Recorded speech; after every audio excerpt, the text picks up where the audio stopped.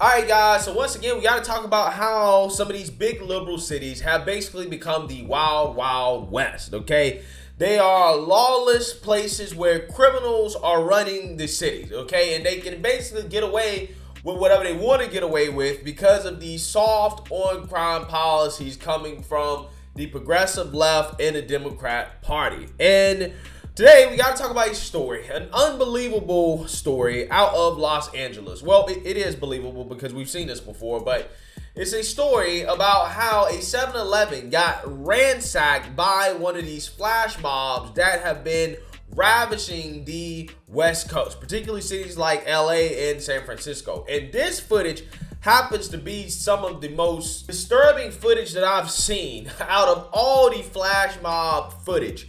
And a lot of it is disturbing. All of it is disturbing, to be quite honest with you. But this is crazy. This is insane.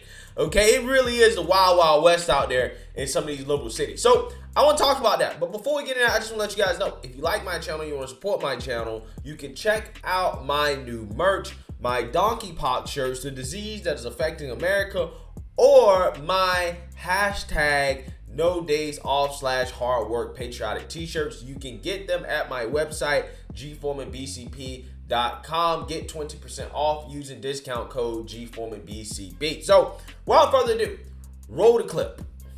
Now we're getting a first look at surveillance video from inside a 7-Eleven store ransacked by a group of people back on Monday. NBC4's Annette Adila live outside of that store in South LA. Annette, we can see faces clearly here. So do police have anyone in custody right now? Hey there. Good morning, Michael. Well, so far, no one is in custody, but what they are hoping for is that by releasing the surveillance video, they'll be able to drum up some leads. Take a look at it for yourself, guys. Yeah, there you go. Detectives are dissecting these images with hopes of identifying anyone in the crowd. Now, the looting happened at a 7-Eleven after a street takeover at the corner of Figueroa and El Segundo. It was complete mayhem. You can see dozens and probably well over 100 people storming in, emptying the shelves, grabbing everything from drinks and snacks. Some of them were throwing items, and they even jumped over the counter and tried grabbing the cash register. Now, police say the employee rushed into the back room to hide from the mob, fearing for his life.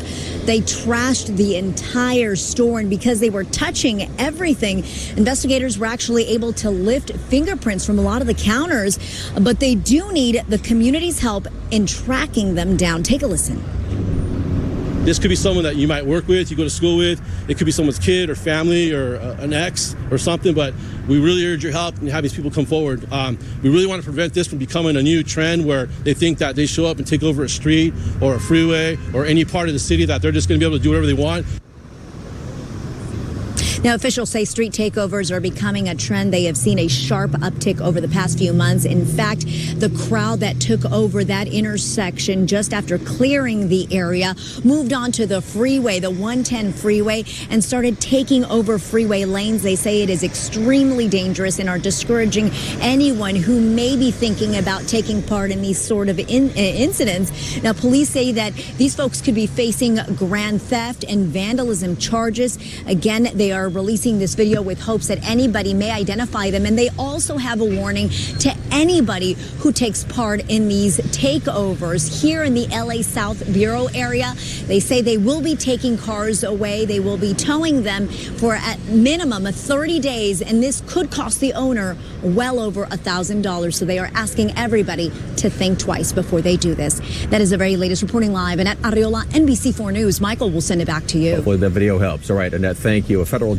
Yeah, I just got a gut feeling that none of those people will be caught. And even if they are caught, despite the tough talk from the police and law enforcement, they probably won't be charged. They probably won't be prosecuted. They'll just, be let out of jail, right? Because apparently, locking people up for committing crimes is racist, right? So I don't have much faith that this crime will actually be solved or that justice will be served, despite the fact that we do have video evidence of this crime being committed and who committed this crime, and even have fingerprints. I don't think that's going to be enough. And one of the reasons why is because if it was, and these people were actually being punished, then this stuff would happen. But it's happening because they know that even if they get caught, they're not going to be punished, which emboldens them to do stuff like this, right? Have you guys ever seen anything like this happen outside of a big liberal city? Seriously, right? I'm so serious because we have a crime problem going on in this country, okay, obviously. But it seems like most of the crime is focused in big liberal cities, a lot of whom happen to be in these big liberal states that the city, the local municipalities, and the states themselves, they've all gotten soft on crime. Look at what's happening in California, LA, San Francisco, Oregon, right? You got Portland, Seattle, Washington, New York City, Chicago. Again, it's the same pattern. We're seeing the same pattern in all these cities that are being run by these woke progressive prosecutors and these woke politicians that have castrated law enforcement. This is what's happening. But again, the main point I want to make in this video, right, is, you know, if you look at the footage here and you look at the people that are committing these crimes, again, I got to ask, whose fault is this? Right? Is this the white man's fault? Right? Is this the white man's fault that these people went out here and committed these crimes? Because I'm looking at the footage here, and I'm not seeing anybody that would not be considered a so-called person of color. Right? I'm just saying, is this the white man's fault? Whose fault is this? That all these people decided to rob a 7-Eleven, to ransack and loot a 7-Eleven. A 7-Eleven that most likely is not owned by somebody white. That's probably owned by another so-called person of color. That person just had his business destroyed. For what? And by who? Wasn't a white man, right? I'm just saying. But then you'll have people that will go and say, well, it's anti-black for you to point this out, right? Or you're anti-person of color to point this out. And it's like, no, I'm actually pro-person of color. I'm pro-black, right? When you point out crimes that are done against black people, that a vast majority of which, right, over 90% of the crimes are being done by black people against black people, that makes me pro-black. That makes me the most pro-black individual in this country. The bravest pro-black individual, because you're willing to point out things that other people won't point out. Or they will call you a racist. They will say you're anti-black for pointing things out that are actually beneficial to black people or so-called people of color.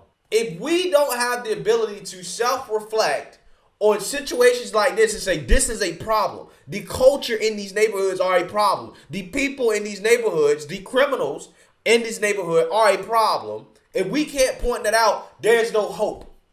There's no hope. But apparently you can't in 2022, or you're called anti-black. You're anti-black. This is anti-black rhetoric, right? This is white person talk. This is white man talk, right? This is white supremacy.